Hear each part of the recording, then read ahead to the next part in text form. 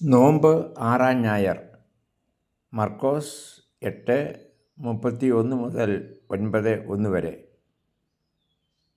ഒരുവൻ ലോകം മുഴുവൻ നേടിയാലും സ്വന്തം ജീവൻ നഷ്ടപ്പെടുത്തിയാൽ അവൻ എന്ത് പ്രയോജനം? സ്വന്തം ജീവന് പകരമായി എന്തു കൊടുക്കും?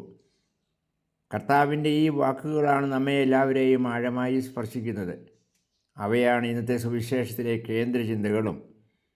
മുമ്പേ പോകുന്ന ഈശോ, വഴി തടയുന്ന പത്രോസ്, ഇവരെയാണ് ഇന്നത്തെ സുവിശേഷത്തിൽ നമ്മൾ കണ്ടുമുട്ടുന്നത്.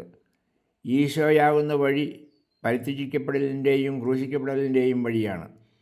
അത് ചെന്നു ചേരുന്നത് ഉയർപ്പിലേക്കാണ്. അതൊരു പ്രവചനമായി കർത്താവ് വെളിപ്പെടുത്തുകയാണ്. മുൻകൂട്ടിയുള്ള വഴി അടയാളപ്പെടുത്തലാണ് അതുവഴി കർത്താവ് നടത്തുന്നത്. അതുകൊണ്ടാണ് അത് സുനിശ്ചിതമായ വഴിയാകുന്നത്. ഈ അർത്ഥത്തിലാണ് ഈശോ മുമ്പേ പോകുന്നു എന്ന് പറയുന്നത്. ആ വഴി നീളുന്നത് ഈ ലോകത്തിൻ്റെ അതിർത്തികൾക്ക് അപ്പുറത്തേക്കായതുകൊണ്ട് ലക്ഷ്യത്തെ നിശ്ചയിക്കുന്നത് ഈ ലോകത്തിൻ്റേതായ അറിവോ നിശ്ചയമോ അല്ല.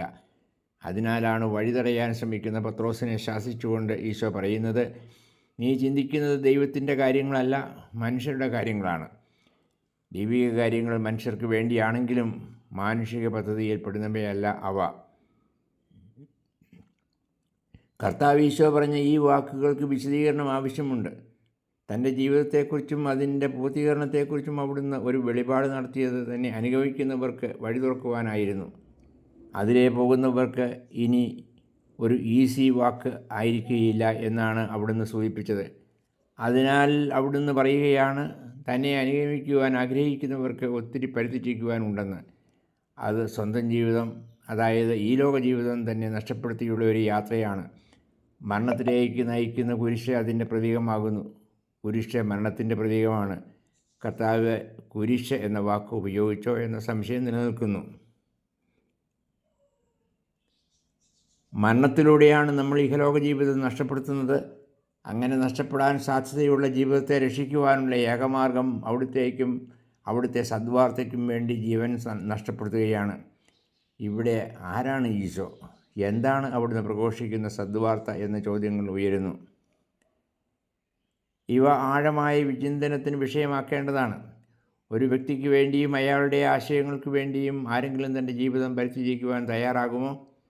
സ്വന്തം രാജ്യത്തിന് വേണ്ടി ജീവൻ സമർപ്പിക്കാൻ തയ്യാറാകുന്ന ധീര പടയാളികൾ ഉണ്ടായിരിക്കാം. എന്നാൽ അതിന് എല്ലാവരും തയ്യാറാവുകയില്ല. എന്നാൽ ഈശോ പറയുന്നത് എല്ലാവരോടുമാണ്.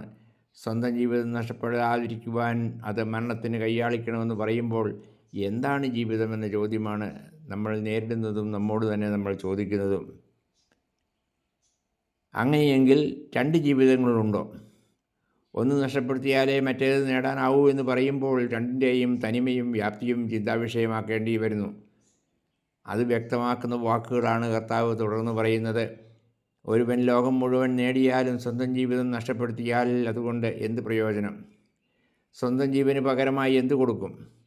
തുലാസിൻ്റെ ഒരു തട്ടിൽ ഈ ലോകവും ഒപ്പം അതിൻ്റെ സമ്പത്തും വെച്ചാലും മറുവശത്ത് തന്നെ നിൻ്റെ തനതായ ജീവിതമാണെങ്കിൽ അതിനായിരിക്കും ഭാരം കൂടുതലെന്നാണ് കർത്താവ് വിവക്ഷിക്കുന്നത്. ഈ ഭാരം തീരെയില്ലാത്ത കച്ചിത്തുറു പോലെ ആയിരിക്കും ഈ ലോകവും അതിൻ്റെ സമ്പത്തും എന്ന് ഉപമാരൂപത്തിൽ പറയാം. അങ്ങനെയെങ്കിൽ നിൻ്റെ തനിമയുള്ള ജീവിതത്തിൻ്റെ ഉള്ളടക്കം എന്തായിരിക്കും?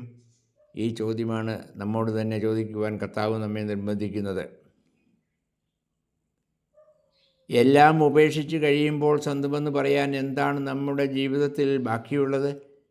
എന്താണ് മരണത്തിനും അപ്പുറത്തേക്ക് കൂടെ കൊണ്ടുപോകുവാൻ സാധിക്കുന്നത്? ഈ ചോദ്യങ്ങളാണ് ഈശോയുടെ വാക്കുകളുടെ പിന്നിലുള്ളത്. ഈ ലോകത്തിലുള്ള എല്ലാം കടന്നു പോകുന്നവയാണ്. അവയൊന്നും നമ്മുടെ തനിമയുടെ ഭാഗമേ അല്ല. സ്വന്തം ശരീരം പോലും കടന്നു പോകുന്നതാണ്. അതിനാൽ സ്വന്തം ജീവിതം എന്ന് പറയുന്നത് നിത്യമായി നിലനിൽക്കുന്ന നമ്മുടെ ആത്മീയതയാണ് എന്ന് വ്യക്തമാകുന്നു. അതിനെയാണ് നിത്യജീവൻ എന്ന് വിളിക്കുന്നത്. ഈ ലോകത്തിൻ്റേതല്ലെങ്കിൽ അത് ദൈവികമാണ്. നിത്യമായി നിലനിൽക്കുന്ന ഒരു ലോകത്തിലാണത്. ആ ജീവിതം ഈ ലോകത്ത് സമ്പാദിക്കാവുന്നതും സ്വന്തമാക്കാവുന്നതുമായ ഒന്നല്ല. എന്തെങ്കിലും സമ്പാദിക്കുക അല്ലെങ്കിൽ സ്വന്തമാക്കുക എന്ന് പറയുന്നതിന് പിന്നിൽ ഭൗതികതയാണ്. അതിൻ്റെ അവസാനമാണ് നിത്യജീവനെങ്കിൽ അവിടെ ആരും ഒന്നും സമ്പാദിക്കുകയോ സ്വന്തമാക്കുകയോ ചെയ്യുന്നില്ല. പിന്നെ ഞാൻ എന്ന് പറയുന്നതിൻ്റെ ഉള്ളടക്കം എന്തായിരിക്കുമെന്ന ചോദ്യം ഇവിടെ ഉദിക്കുന്നു. ഈ ലോകത്തിൽ ആയിരിക്കുമ്പോൾ നമുക്ക് അഗ്രാഹ്യമായ ഒരു യാഥാർത്ഥ്യമാണിത്. ഇതൊരു ആയിത്തീരലാണ്. ഇതായിത്തീരുമ്പോഴേ നമുക്ക് അതിനെക്കുറിച്ച് എന്തെങ്കിലും പറയുവാൻ സാധിക്കുകയുള്ളൂ. അതിനു മുമ്പുള്ളതെല്ലാം ചില സൂചനകൾ മാത്രമാണ്. രാത്രിക്ക് മുമ്പുള്ള സന്ധ്യ പോലെ, അല്ലെങ്കിൽ വിടരുന്ന പ്രഭാതം പോലെ. സന്ധ്യയുടെ പ്രകാശകിരണങ്ങൾക്ക് ഒരു മാസ്മരികതയുണ്ട്. കടന്നുപോകലും പുതിയതിൻ്റെ പിറവിയും സന്ധ്യയിൽ നമ്മൾ ഒരു വിസ്മയകരമായ ദർശനമായി അനുഭവിക്കുന്നു. ഇത് ഒരു പ്രതീകമായി എടുത്താൽ നിത്യജീവൻ്റെ പിറവിക്ക് അത് ഒരു അകന്ന പ്രതീകവും മുന്നനുഭവവുമായിരിക്കും. കടന്നുപോകലിനെക്കുറിച്ചുള്ള കർത്താവിൻ്റെ വെളിപാട് നമുക്ക് അഗ്രാഹ്യമാകുന്നത് ഇക്കാരണത്താലാണ്. മരണം എന്ന കടമ്പ വരെ മാത്രമേ ഏതാണ്ട് എത്തി നോക്കുവാൻ നമുക്ക് സാധിക്കുകയുള്ളൂ. മരണം പോലും അത് അനുഭവിക്കുന്നത് വരെ നമുക്ക് ഒരു രഹസ്യമാണ്. മറ്റുള്ളവരുടെ മരണമാണ് നമ്മൾ അനുഭവമായി പറയുന്നത്. എന്നാൽ അതെല്ലാം അനുഭവിക്കുന്ന നിമിഷം വരെ മരണം നമുക്ക് അന്യമാണ്. ഇതാണ് മരണത്തിന് പിന്നിലെ രഹസ്യാത്മകത. ഈ ലോകത്തിൽ എൻ്റെ മരണം എനിക്ക് അവസാനം വരെ അഗ്രാഹ്യമായിരിക്കും. അതിനുശേഷമുള്ളത് അതിനേക്കാൾ അഗ്രാഹ്യമാണ്. ഈ ഒരു രഹസ്യാത്മകതയിലാണ് കർത്താവിൻ്റെ വാക്കുകളെ നമ്മൾ മനസ്സിലാക്കുവാൻ പരിശ്രമിക്കുന്നത്.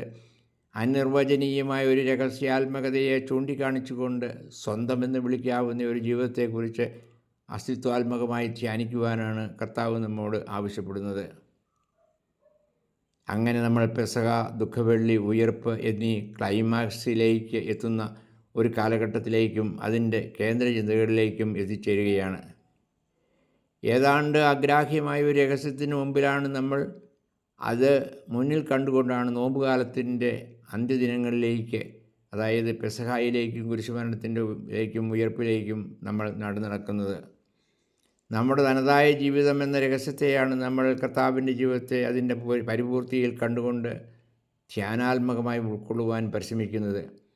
ഇനിയുള്ള ദിവസങ്ങളിൽ നമ്മൾ നമ്മെ തന്നെ മുഖാമുഖം നോക്കി നമ്മെക്കുറിച്ച് അത്ഭുതത്തോടെ ധ്യാനിക്കേണ്ടിയിരിക്കുന്നു. വഴിമുട്ടി നിൽക്കുന്ന അവസ്ഥയിലായിരിക്കുന്ന നമ്മുടെ ജീവിതത്തിൻ്റെ വഴിയെക്കുറിച്ച് ധ്യാനിക്കേണ്ടിയിരിക്കുന്നു. നമ്മുടേതെന്ന് പറയാവുന്ന ഒരു വഴിയില്ല ജീവിതത്തിൽ. ദൈവത്തിൻ്റെ കരങ്ങൾ പിടിച്ച് നടന്നു നീങ്ങുമ്പോഴാണ് വഴി തെളിയുന്നത്. അത് ദൈവത്തിൻ്റെ വഴിയാണ്. എന്നോടൊപ്പം ദൈവം നടന്നു നീങ്ങുന്നത് കൊണ്ട് അത് എൻ്റെയും വഴിയാണ്. എല്ലാം മുൻകൂട്ടി നിശ്ചയിച്ചതാണ് എന്ന അർത്ഥമില്ല ഈ ചിന്തയ്ക്ക്. അങ്ങനെയായിരുന്നെങ്കിൽ അത് ഒരു ഡിറ്റർമിനിസം, നിയതവാദം അതിലേക്ക് നയിച്ചേനെ. അവിടെ വ്യക്തിസ്വാതന്ത്ര്യത്തിന് വിലയില്ലാതാകും. എന്നാൽ ദൈവത്തെ നമ്മുടെ ജീവിതത്തിൻ്റെ പൂർണ്ണ സ്വാതന്ത്ര്യമായി അനുഭവിക്കുമ്പോഴേ ജീവിതത്തിന് അർത്ഥവും തനിമയും ഉണ്ടാകുകയുള്ളൂ. ഈ ഉൾക്കാഴ്ചയായിരിക്കട്ടെ ഇന്നത്തെ സുവിശേഷത്തിലൂടെ കർത്താവിനെ പിഞ്ചെല്ലുമ്പോൾ നമുക്ക് നമ്മുടെ ജീവിത വഴിയിൽ പ്രകാശം പരത്തുന്നത്. ഇന്നത്തെ സുവിശേഷത്തിൻ്റെ അർത്ഥതലങ്ങളിലേക്ക് എത്തി നോക്കുവാൻ ഒരു പരിശ്രമം നടത്തുകയായിരുന്നു ഞാൻ. അസ്തിത്വാത്മക ചിന്തകൾ തത്വചിന്തകളായി പരിണമിച്ചു കാണും. എങ്കിലും അവാച്യമായ അനുഭവങ്ങളും ഉൾക്കാഴ്ചകളും അങ്ങനെയല്ലേ ആവിഷ്കരിക്കാനാവുക. ഞായറാഴ്ചയുടെ അനുഗ്രഹങ്ങൾ എല്ലാവർക്കും മുൻകൂട്ടി ആശംസിക്കുന്നു. Father James Purathayil, CST.